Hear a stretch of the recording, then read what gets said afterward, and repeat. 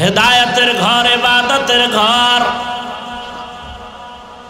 এত সুন্দর ঘর যেই ঘরের দিয়ে তাকাইলেই গুনাহ মাফ।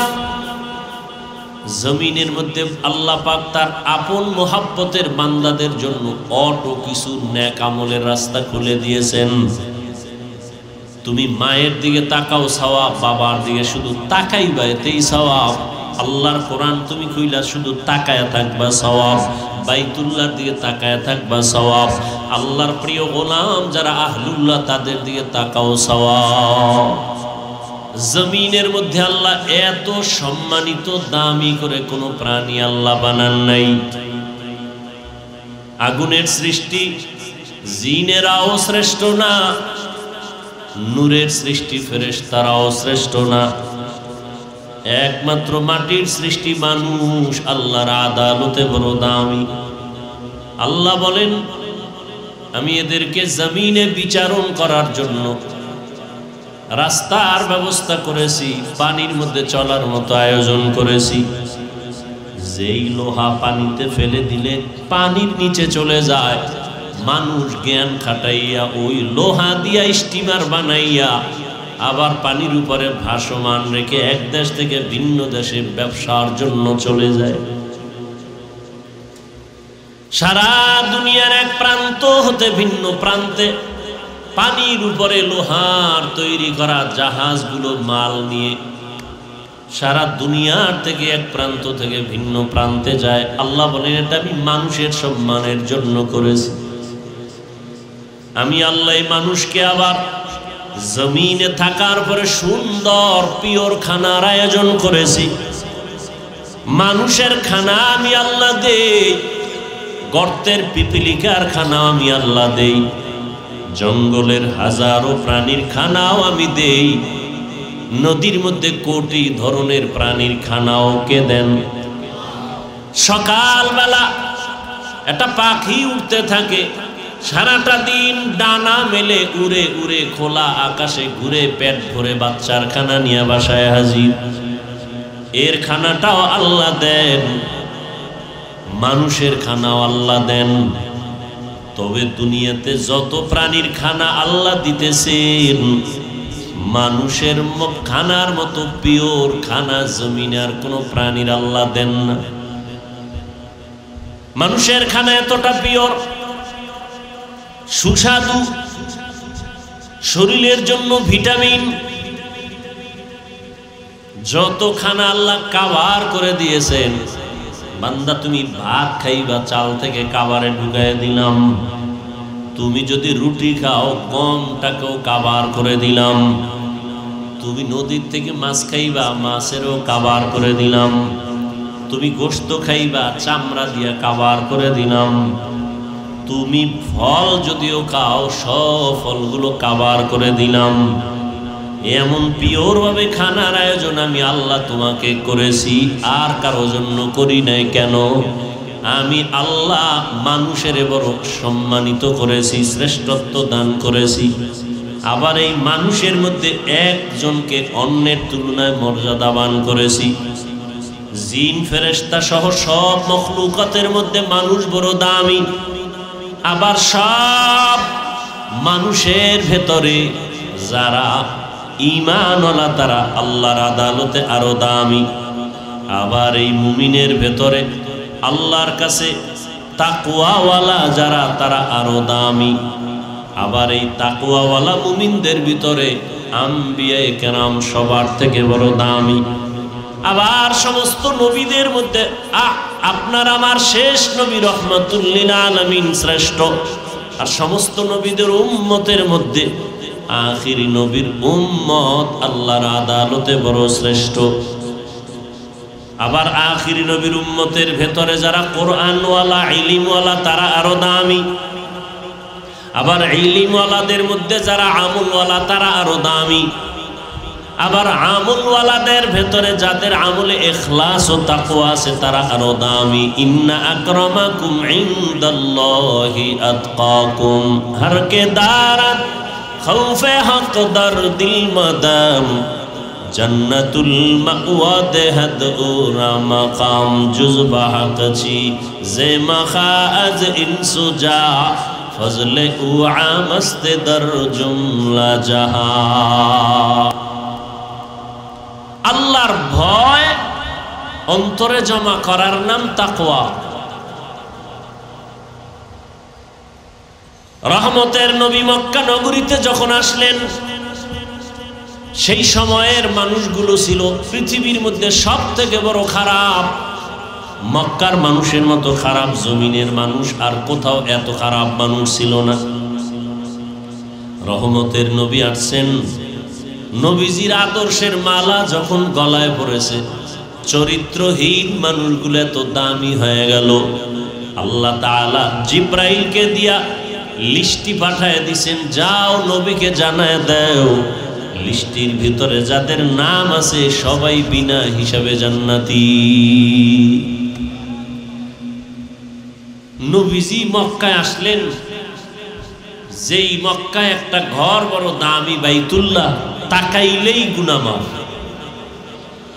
ইন্না আউওয়ালা বাইতুন উযিআ লিন-নাসি লাল্লাযী বিবাক্কাতা মুবারাকাও ওয়া হুদা মুবারাকাও ওয়া হুদাল লিল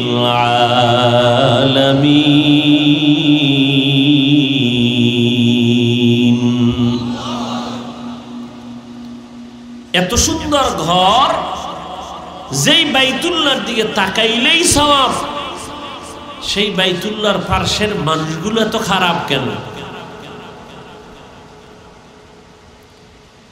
এর অনেক কারণের ভেতরে একটা কারণ হলো এই মানুষগুলো কোনো মুরব্বী মানে নাই, অভিভাবকহীন ছিল। ঈসা নবী চলে যাওয়ার পরে আর কোনো নবী নাই। রহমতের নবী আসলেন, যারা তাকে মুরব্বী মানলেন তারাই দামি হয়ে গেল। এমন দামি কিয়ামত পর্যন্ত তাদের নামে শুধু দোয়া চলতে থাকে। আল্লাহ তাদেরকে দুনিয়াতে জিন্দা অবস্থায় জান্নাতের সুসংবাদ দিয়েছেন। রহমতের নবীর ছোঁয়া লাগছে, রহমতের নবী বিদায় বেলা বলেন, মক্কার চরিত্রহীন মানুষগুলো আমার দোয়া পাইল, আমার দেওয়া নিসবত পাওয়ার কারণে দামি হয়ে গেল। কিয়ামত পর্যন্ত আনেওয়ালা উম্মত আমাকে তো আজীবন পাবে না। আমি তাদের সামনে দুটো জিনিস রেখে গেলাম, এক হলো আল্লাহর কোরআন, দ্বিতীয় হলো আমি রহমতের নবীর আদর্শ সুন্নত। যারা ধরে রাখবে কিয়ামত পর্যন্ত, এদের সম্মানও যাবে না, তাদের ঈমানও যাবে না। বয়ান তো চলতেছে, বাংলাদেশের মতো বয়ান পৃথিবীর কোন রাষ্ট্রে হয় না। ঈদ না যাইতে না যাইতে বয়ান, কত বক্তা বয়ান করলো, 5 মিনিট 10 মিনিট 20 মিনিট করে। বক্তারও অভাব নাই, ডায়েরিও খালি নেই। এত পরিমাণ ওয়াজ বাংলাদেশে মসজিদে হইতেছে, তাবলীগওয়ালাদের বয়ান চলতেছে, কিন্তু আমলনামা শূন্যের কোঠায় কেন? এর একমাত্র কারণ, হাজারো বয়ান শুনলে কাজ হবে না যতক্ষণ পর্যন্ত আল্লাহর আদালতে দাঁড়াইয়া হিসাবের ভয় অন্তরে না আসবে, ততক্ষণ পর্যন্ত মানুষ বয়ান কাজে লাগাবে না। এজন্য আল্লাহ বলেন, আম্মা মান খাফা মাকাম রাব্বিহি ওয়া নাহান নাফসা আনিল হাওয়া ফাইন্নাল জান্নাতা হিয়াল মাওয়া। এই যে মুহতামিম সাহেব বললেন, এত সুন্দর একটা বেহেশতের বাগানে এসেও মোবাইল নিয়ে ছবি। সারা দুনিয়ার উলামায়ে কেরাম একমত, কারণ ছাড়া এমনিই ছবি উঠানো হারাম। কোন মুফতি সাহেবের বাবারও ক্ষমতা নেই এটাকে হালাল বলা। বর্ষি বেহেশতের বাগানে করতেছি গুনাহ, সান কফাইল্লার পরিচয়। এ কফাল সান কফাল, বর্ষে বেহেশতের বাগানে করতেছে গুনাহ। পৃথিবীর কোন দুনিয়ার কোন মুফতির ক্ষমতা নাই এটাকে হালাল বলা।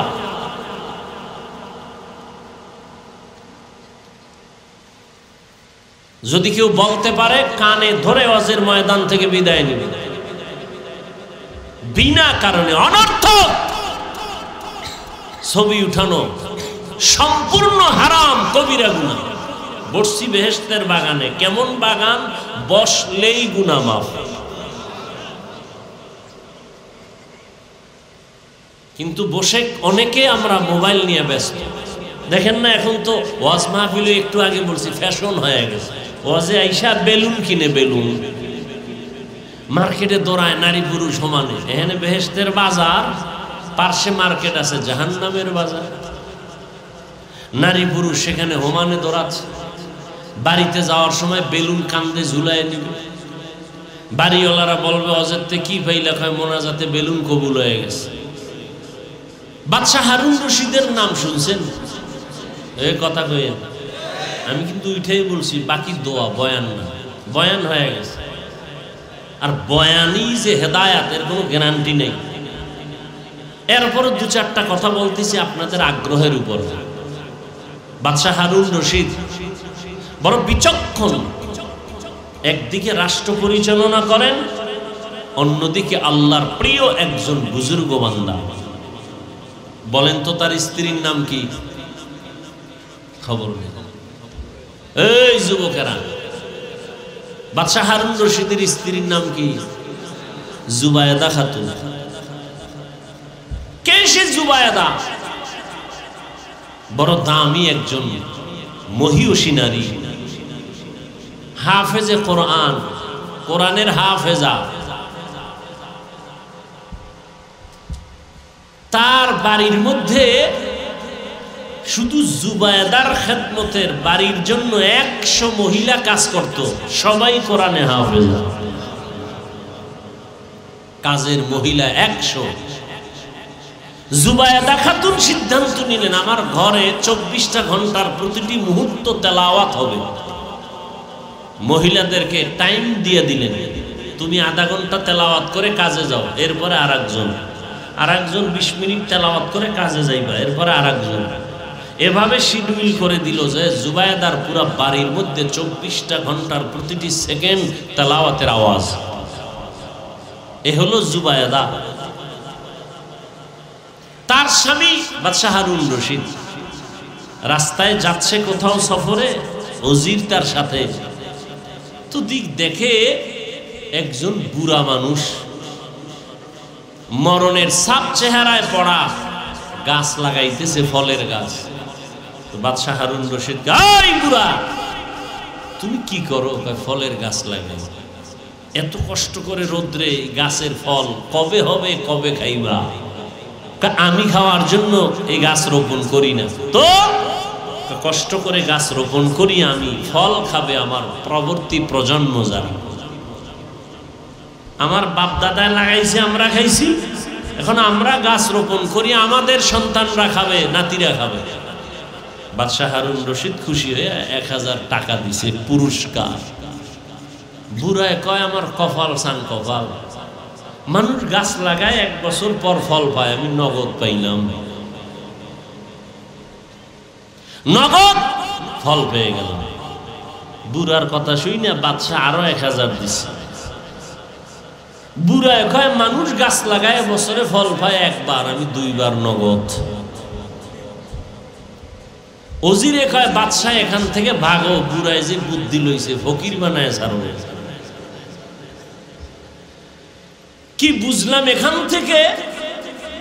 কসাসুল আউয়ালিন মাওয়াইজুল আখিরিন, অতীতের ইতিহাস, অতীতের কিচ্ছা কাহিনী পরবর্তী প্রজন্মের জন্য উপদেশ, নসিহত। কিচ্ছা কাহিনীর ওয়াজ আমরা করি না। উজানির কারি ইব্রাহিম রহমতুল্লাহ আলাই বাঘের কিচ্ছা বললে মানুষ অনেকে মন্তব্য করে। এগুলো আমি পয়েন্টে পয়েন্টে সাইজ করছি, বাংলাদেশে কম করি না, একটু এখন চুপ হয়ে গেছে। এই গত রোজার আগের রোজায় বয়ান করছি, একটা রোজা রাখলে দাম কত? একটা উড়ন্ত কাক, জন্ম থেকে একটা কাক, কাক বুঝেন না, কাউয়া, একটা কাউয়া জন্ম হয়েই উড়তে থাকে, উড়তে উড়তে উড়তে উড়তে উড়তে উড়তে বুড়া হওয়া পর্যন্ত উড়তেই থাকে। উড়িয়া কত দূর গেল?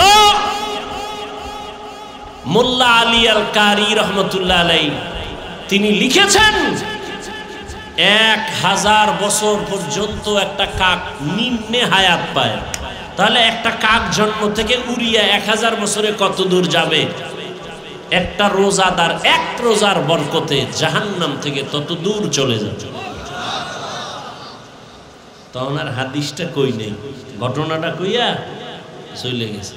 এবার এটা নিয়ে নেফাকি অন্তরওয়ালারা পাগল হয়ে গেছে, কাকের কেচ্ছা বলছে, অথচ মিশকাত শরীফের হাদিসের ঘটনা।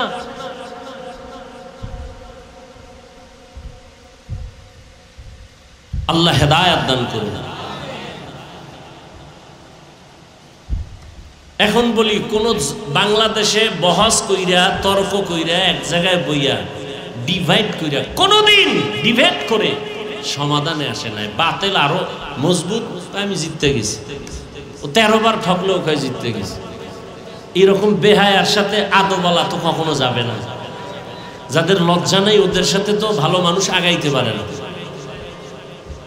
এই জন্য তর্ক নাই, বহাস নাই, কিচ্ছু নাই। আমি সারা বাংলাদেশে বলছি, উজানি নিয়ে প্রশ্ন, চরমনাই নিয়ে প্রশ্ন, তাবলিগ নিয়ে প্রশ্ন, দেওবন্দি নিয়ে প্রশ্ন, সব প্রশ্নের এক জবাব, ওয়াজে ব নিজেই জবাব পেয়ে যাবে। ব উজানির মাঠে এসে ব, কোনো প্রশ্ন করা লাগবে না। ও লাফায় কেন? প্রশ্ন তোকে করবো, তুই লাফাও কেন? ব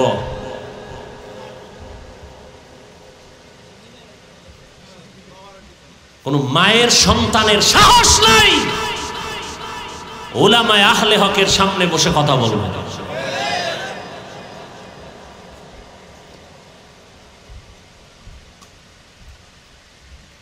আল্লাহ হেদায়েত দান করুন। উজানি লাফায় কেন? তোমার প্রশ্ন আর আমার প্রশ্ন তোমাকে, তুমি লাফাও না কেন? মোনাজাতে কান্দে কেন? প্রশ্ন তোমারে, এই কপাল পরা, তুই ময়দানে বসে কাঁদো না কেন?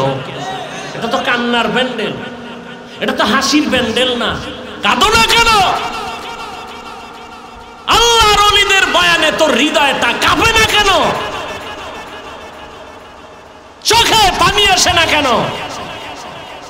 উল্টা প্রশ্ন কেন?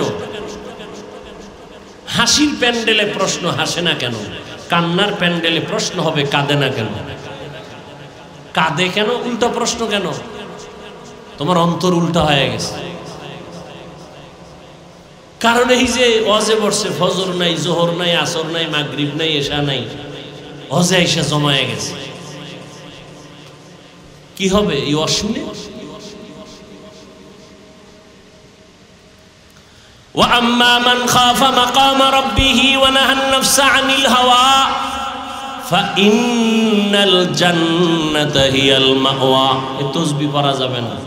আবু হুরায়রা রাদিয়াল্লাহু আনহুর হাদিস দেখলাম সেদিন। তাসবিহ যাবে না মানে এটা সুতা গিরা দিয়ে দিয়ে দিয়ে দিয়ে লাগাইয়া আবু হুরায়রা এটারে টানে। তাসবিহ পড়া যাবে না, বেদাত।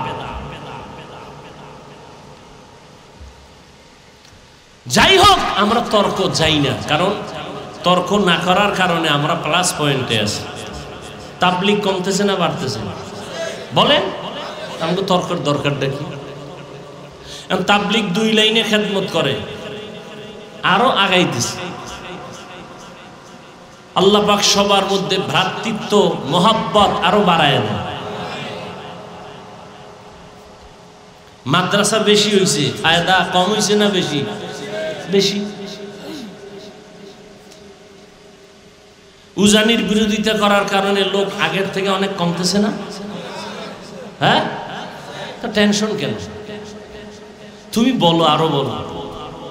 গলা ভাঙলে বলো, রংসা খাওয়াই, কত পারো বলো। তোমারে আল্লাহ এজন্য বানাইছে কিনা দেখো।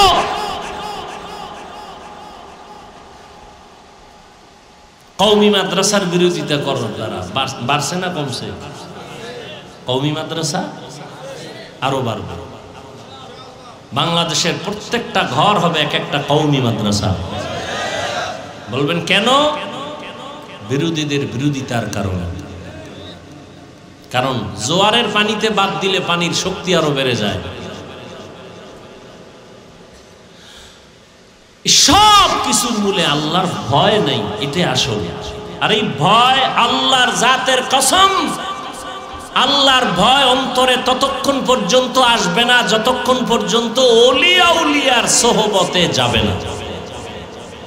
কোনো চালাকি চলবে না, ফাইনাল কথা। এজন্য তো আমি চ্যালেঞ্জ দিয়ে বলি, সারা বাংলাদেশে যারা ওলিয়া উলিয়া মানে না, এরা কোরআনও মানে না, বুখারী শরীফও মানে না, এরা ভণ্ড। এদের যারা ভণ্ড বলে না তারাও ভণ্ড।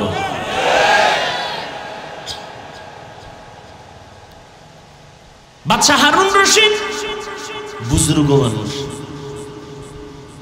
সিংহাসনে বৈশা সমস্ত দেশের বড় বড় আলেমরে দাওয়াত দিছে। বলবো ঘটনাটা? দাওয়াত দিয়ে আলেমদের দুপুরে মন ভরে খানা দিছে, আপ্যায়ন করলেন, খাওয়ান দাওয়ান শেষ। বিদায় বেলা কয়, ওলামায়ে কেরামদের একটা প্রশ্ন। ওলামায়ে কেরামদের কাছে আমার প্রশ্ন হলো, আমি হারুন রশিদরে আপনারা চিনেন তো? সবাই বলে হ্যাঁ। আমাকে একটু বিদায় বেলা আপনাদের বলে যেতে হবে, আমি হারুন রশিদ আপনারা যেহেতু চিনেন জানেন, বলে যান আমি জান্নাতি না জাহান্নামী। একজন একজন করে সব আলেমের আওয়াজ, আপনি জান্নাতি না জাহান্নামী বলার আমাদের কোনো উপায় নাই। আপনি ভালো কাজ করলে বলা যাবে জান্নাতের পথে আছেন, আপনি যদি অন্যায় করেন বলা যাবে আপনি অন্যায়ের পথে জাহান্নামের পথে আছেন। কিন্তু আপনি জান্নাতি এটাও বলা যাবে না, আপনি জাহান্নামী এটাও বলা যাবে না। সবাই এক এক করে একই আওয়াজ। বাদশাহ হারুন রশিদ বলে পারবেন না, বলে পারবো না। কথা আপনাদের খাওয়াইয়া লাভ হইল কি? মনের দুঃখ মনেই রইল। বাদশাহ হারুন রশিদ বলেন কোথায় পাবো জবাব? হঠাৎ উলামায়ে কেরাম যখন বিদায় হবেন, পেছন থেকে একটা 9 বছরের সন্তান দাঁড়ায় গেল।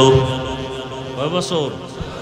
9 বছরের এক বালক দাঁড়ায় বলেন, বাদশাহ বেয়াদবি ক্ষমা করবেন, যদি অনুমতি দেন আপনার জবাব আমি দিব ইনশাআল্লাহ। আলেমরা সব আশ্চর্য হয়ে গেল, বাদশাহ আশ্চর্য হয়ে গেল, কেমনি দিবে? দাও জবাব। বলে না এত সোজা না। কি? বলে আমাকে আপনার সামনে হাজির করেন। বাদশাহ হারুন রশিদ বলে রাস্তা করে দাও। 9 বছরের বালক সামনে দাঁড়ায় বাদশাকে বলেন, ও বাদশাহ প্রশ্নটা আবার করেন। বলে আমি হারুন রশিদ জান্নাতি না জাহান্নামী? বলে জবাব তো আমি দিব। বলে হ্যাঁ, আপনার কাছে আমার ছোট প্রশ্ন, আমি যেহেতু জবাব দিব এই সময় আপনি বড় নাকি জবাব দেনেওয়ালা আমি বড়? বাদশাহ বলে সাময়িক সময়ের জন্য হলেও তো তুমি বড়, তুমি জবাব দিবা। বেয়াদবি মাফ করবেন, কিছু সময়ের জন্য আমাকে সিংহাসনে বসায় দেন, আপনি নিচে নামেন। বাদশাহ হারুন রশিদ তো লুভি বাদশাহ না, আল্লাহর মোহাব্বতওয়ালা বান্দা। সাথে সাথে ওজিরে আজমকে বলে দ্রুত নিচে আমার জন্য বিছানা করে দাও, 9 বছরের বালকের সিংহাসনে বসাও। 9 বছরের বালকের সিংহাসনে বসায় দিল বাদশাহ নিচে। বাদশাহ বলে, ও বাদশাহ আপনি নিচে বসে আছেন, প্রশ্ন করার আগে বলি আমি 9 বছরের বালক সিংহাসনে বৈশাই পুরা উলামাদের মজলিসের মধ্যে বলে আল্লাহ যদি কবুল করে তো এলেমের সম্মান তো এমনই হয়। এলেমের সম্মান এত বড় বাদশা নিচে, আমি 9 বছরের বালক সিংহাসনে। এলমেরা এজাজ করদান বেহিসাব, খলকেরা দাদান জবাবে বা সওয়াব হক না দারাত, দোস্তে খলকা জারেরা নিস্তে ই খসলত কে দিনদারেরা। এলেমের বড় মূল্য। 9 বছরের বালক বলে এত বড় বাদশাকে নিচে বসাইলো, আমার উপরে বসাবার একমাত্র কারণ হলো এলেমের বরকত। এই জন্য ইলম যার অন্তরে থাকে, যার মধ্যে থাকে, বাংলাদেশের অনেক আলেম ওলামারা পর্যন্ত ভিন্ন লাইনের জানতো না। বাংলাদেশে একজন গভীর জলে বসবাসকারী ইলমের বাহাদুর বসে আছে, মুফতি আব্দুল মালিক দামাত বারাকাতুহুম। অনেক আলেমরাও ভালো করে জানতো না তিনি কে, ছাত্ররা তো জানার কথা নাই। কিন্তু ইলমের বরকত এমন জিনিস, নিজেরে গোপন করে রাখার কারণে আল্লাহ এমন ভাবে প্রকাশ করে দিয়েছেন যে জাতীয় মসজিদের খতিব। টাকার কারণে না, কিসের কারণে? ইলমেরা এজাজ করদান বেহিসাব, খলকেরা দাদান জবাবে বাসওয়াব। ভাই ছাত্ররা, মানুষের কাছে প্রকাশ হওয়ার জন্য ফেসবুক চালাও, মানুষের কাছে প্রকাশ হওয়ার জন্য মিডিয়া ব্যবহার করো। যদি মানুষের কাছে দামি হতে চাও, নিজেকে গোপন করো। আল্লাহ চোখের সামনে দেখায় দিলেন দৃষ্টান্ত। আর কি চাও? যে আব্দুল মালিক সাহেবকে জীবনে ওয়াজে দাওয়াত দিয়ে নেওয়া যেত না, কোন পাবলিক ফাংশনে তিনি নাই, সেমিনারে নাই। কোথায় আছে? গোপনে কোথায় থাকেন? মোবাইলে পাওয়া যাচ্ছে না তাকে, একটা ছোট্ট বাটন মোবাইল চালায়। আল্লাহ কোথায় নিয়ে আসেন? মন্ত্রী, উপদেষ্টা, গোষ্ঠী সুদ্ধা, তার পেছনে নামাজ আদায় করা। আল্লাহ কি দেখাবেন? আর তুমি মানুষের কাছে প্রকাশ হওয়ার জন্য, নাম ফুটানোর জন্য লাইভ দেয়। লাইভ কি দেয়? লাইভ। আমি এখন অমুক জায়গায় আছি, সমুদ্রের কিনারায়, পাহাড়ের গলির মধ্যে, বাইতুল্লাহ গিয়েও লাইভ দেয়। ফেরাউনের বাথরুমে ঢুকবো, রেডি থাকেন সবাই। এরকম বেহায়া আছে না নাই? রসুলের রওজায় গিয়া লাইভ দেয়, মানুষ কানতে কানতে বেহুশ। এই বেয়াদব এ লাইভ দেয়। ওর নিজেরও কপাল পুড়ছে, কান্না নাই, অন্যেরা কাঁদবে তাও পারে না ওরে লাইভের কারণে। এ আজি হজ করতে গেছে, আসার সময় বউর জন্য মোবাইল, অমুকের জন্য মোবাইল, বাস এটা হইলো বড় হাদিয়া। বিয়ার হাদিয়া তখন এটাই, জামাইয়ের হাতে মোবাইল, দ্রুত যেন সাইট কালেকশন করতে পারো, হাদিয়া দিয়ে দিলাম, যাও।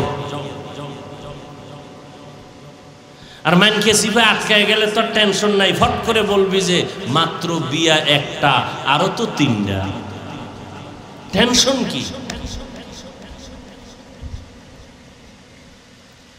আল্লাহ হেদায়েত দান করুন। এক বউয়ের হক আদায় করতে পারে না, দুইটা লয়ে টানাটানি। একটা সন্তানের হক আদায় করতে পারে না, অন্য সন্তান নিয়ে টানাটানি। এত সোজা?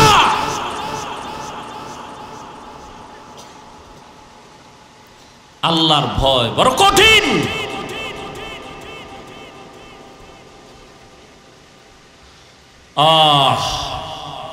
9 বছরের বালক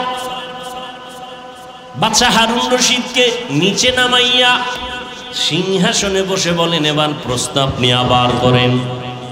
বাদশা হারুন রশিদ বলে দাও আমি জান্নাতি না জাহান্নামী? সব আলেমরা বলেছে তুমি জান্নাতি কিনা বলা যাবে না, জাহান্নামী কিনা বলা যাবে না। 9 বছরের বালক বলে, আল্লাহর উপরে ভরসা করে বললাম নিশ্চিত আপনি জান্নাতি। কেমনে বলেছো? বলে আপনার থেকে একটা ঘটনা জানতে চাই, বলেন আপনার জীবনে এমন কোন অবস্থা হয়েছে কিনা? কি আপনি চাইলেই জেনা করতে পারতেন, গুনাহ করতে পারতেন, সুন্দরী মেয়ে পাইছেন সামনে, আল্লাহর আযাবের ভয় আপনি জিনা করেন নাই, গুনাহ করেন নাই, এমন কোন ঘটনা জীবনে হয়েছে কিনা? বাদশা হারুন রশিদ বলে, একটা না শতবার এমন অবস্থা হয়েছে, আমি চাইলেই সুন্দরী মেয়েকে দিয়া জিনার প্রলোভনে আমি পড়তে পারতাম। বহুবার হয়েছে, আল্লাহর আদালতে হিসাব দেওয়ার ভয় আমি এই গুনাহ থেকে নিজেরে গুটায় নিছি, গুনাহ করি নাই। বাচ্চা বলে আল্লাহর উপরে ভরসা করে বললাম আপনি নিশ্চিত জান্নাতি। সব আলেমরা দাঁড়ায় গেল, আমরা পারলাম না। তুমি কিভাবে বলছো এই বান্দা জান্নাতি? দলিল দাও। বলে আল্লাহর কোরআন দিয়া নাও। ওয়া আম্মা মান খাফা মাকাম রাব্বিহি ওয়া নাহান নাফসা আনিল হাওয়া ফাইন্নাল জান্নাতা হিয়াল মাওয়া। আল্লাহর আদালতে দাঁড়াইয়া হিসাব দেওয়ার ভয় যারা গুনাহ থেকে নিজেকে বাঁচায় রাখবে, আল্লাহ তাকিদ দিয়া বলেন ফাইন্নাল জান্নাতা হিয়াল মাওয়া, অবশ্যই তারা আল্লাহর পক্ষ থেকে জান্নাত পাবে, শান্তির ঠিকানা। এই আয়াত হলো এর দলিল, তিনি জান্নাতি। हर के दारत खौफे हकदार दिल मदगम जन्नतुल मावा देहद ओ रामकाम। আল্লাহর ভয় সন্তানের মধ্যে যদি না আসে, ওই সন্তান মা বাবার সাথে আদব রক্ষা করবে না। আল্লাহর ভয় যদি ছাত্রের মধ্যে না আসে, ওই ছাত্র শিক্ষকের সাথে আদব রক্ষা করবে না। আল্লাহর আদালতে দাঁড়াইয়া হিসাব দেওয়ার ভয় জনগণের মধ্যে যদি না আসে, জনগণ কোনোদিন হারাম খাওয়ার থেকে বাঁচবে না। এই জন্য নবীও বলেন ইত্তাকিল মাহারিম তাকুন আবাদান নাস। গুনাহ থেকে, হারাম থেকে নিজেকে বাঁচাও। হারাম থেকে নিজেকে বাঁচাবার জ্বলন্ত একটা দৃষ্টান্ত গেল রমজানের রোজা। পেটেও প্রচন্ড ক্ষুধা, সামনেও খানা, প্রচন্ড ক্ষুধা, খানাও রেডি। একটা রোজাদার খানা খায় না কেন? বলে আল্লাহর ভয়। খানাটা যদিও হালাল, আল্লাহর আইনে এখন খাওয়াটা হারাম। আল্লাহ পাক বলেন এই সবকটা বাকি 11 মাস পালন কর। ক্ষুধা আছে, খানাও আছে, খাও না কেন? আল্লাহর বিধানে হারাম। 11 মাস ক্ষুধাও থাকবে, খানাও থাকবে। খাওয়ার আগে হিসাব মিলাইয়া দেখবা আল্লাহর বিধানে পানিটা হালাল না হারাম। হালাল হলে পান করো, হারাম হলে অ্যাবাউট করো। এই 11 মাসে এই বিধান যদি চালু রাখতে পারো, তুমি মুত্তাকি হইয়া জান্নাতের চেহারাটা দেখা জান্নাতে যাইতে পারবা। ও আমার কলিজার যুবক বাবারা, আল্লাহর ভয় অন্তরে জমা করার জন্য একটাই পথ, আল্লাহর ওলি যারা তাদের নেক নজর নাও। তাদের নেক নজর নিয়া নিজের আমলকে সুন্দর করো, নামাজ ধরো, মা বাবার খেদমত করো। আল্লাহ ওলিদের নেক নজর না লাগানো পর্যন্ত অন্তর দোলাই হবে না, তাকওয়া অন্তরে জমা হবে না।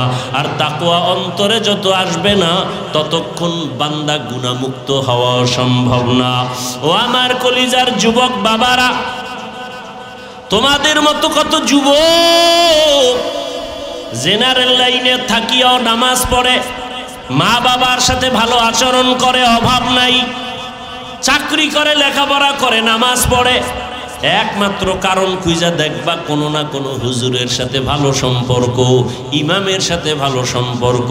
ঢাকা কলেজে লেখাপড়া করে ছেলেটা, 5 বেলার নামাজ পড়ে, দাড়িও উঠতেছে, পাগড়িও মাথায়, একবারও নামাজ ছাড়ে না। আল্লাহর ভয় আসছে উলামায়ে কেরামের নেক নজরের মাধ্যমে। ও পর্দার আড়ালের আম্মা জানেরা, বোনেরা, আল্লাহ আপনাদের এত মর্যাদা দান করেছেন। ওই জুবায়দার কথা বলেছিলাম, কোরআনে হাফেজা, এত বড় বাদশা হারুন রশিদের ঘরে থাইকা আল্লাহর মোহাব্বত নিয়া 24 ঘন্টা ঘরের মধ্যে তেলাওয়াত। আপনাকে তো আল্লাহ এত বড় না দিল, যতটুকুই পেয়েছেন আপনার স্বামীর, আপনার ঘরের কামাইয়ের অভাব নাই। আপনি কেন বেপরদায় চলবেন? স্বামীর হালাল কামাই নিয়ে শুকর আদায় করবেন। সন্তান আল্লাহ দান করলে নেক আমলওয়ালা বানাবেন, নেককার সন্তান রেখে যাবেন, আপনার জীবনটা বড় ধন্য হয়ে যাবে। আপনার সন্তান ডাক্তার হবে, বাধা নাই, ইঞ্জিনিয়ার হবে, বাধা নাই, 5 ওয়াক্ত নামাজ পড়ে মা বাবার জন্য দোয়া করবে, ওলামায়ে কেরামের নেক নজর নিয়ে চলবে। আপনার মরিয়া গেল জীবনটা ধন্য হয়ে যাবে। এখনো সময় আছে, তওবা করে নেন, আর বেপরদায় চলবেন না। আপনার মতো কত মা কত বোন পর্দা করে, স্বামীর মাল হেফাজত করে, নামাজ ছাড়ে না, সন্তানগুলো নেক আমলওয়ালা বানায় গেল, হাফেজে কোরআন বানাইলো। আল্লাহর কাছে দোয়া করেন, সন্তান আল্লাহ দান করেছেন বা করবেন, ওই সন্তান একজন 5 ওয়াক্ত নামাজি আলেমদের নেক নজরওয়ালা বানাবেন। স্বামীর মাল হেফাজত করবেন, হারাম কামাই ঘরে যেন আনার সুযোগ না হয়। আল্লাহর বান্দাদের নিয়ে দোয়া করবেন, স্বামীর জন্য দোয়া করবেন। যুবক সন্তানদের বলবো, বাবা এখনো সময় আছে, তওবা করো, আল্লাহর কাছে মনে মনে নিয়ত করো, আর নামাজ ছাড়বা না, বেপরদায় চলবা না। মা বাবার দোয়া নিয়া, উলামায়ে কেরামের দোয়া নিয়া, শিক্ষকের দোয়া নিয়া, আল্লাহর মোহাব্বত নিয়া, নবীর আদর্শ মেনে চলবা। তওবা করার নিয়ত যদি থাকে, মরিয়া গেলে যাবো আর নামাজ ছাড়বো না, দাড়ি কাটবো না, বেপরদায় চলবো না, মা বাবার সাথে বেয়াদবি করবো না, উলামায়ে কেরামের বিরুদ্ধে যাব না, নবীর আদর্শ সুন্নাত অনুযায়ী জীবন চালাবো। তওবা করার যদি অন্তরে নিয়ত থাকে, খাঁটি নিয়তে দুটো হাত আমার আল্লাহকে দেখায় দাও। আয় আল্লাহ আমাদের কবুল করে নেন, তওবাওয়ালা জিন্দেগি দান করেন, সুন্নাতওয়ালা ইজ্জতের জীবন দান করেন, মা বোনদের আবেদা পর্দাওয়ালা বানায় দেন, সন্তানগুলো নেক আমলওয়ালা বানায় দেন। আয় আল্লাহ মরণ পর্যন্ত তওবার উপরে মজবুত হইয়া নবীর আদর্শ মতে চলার তৌফিক দান করেন, আমিন।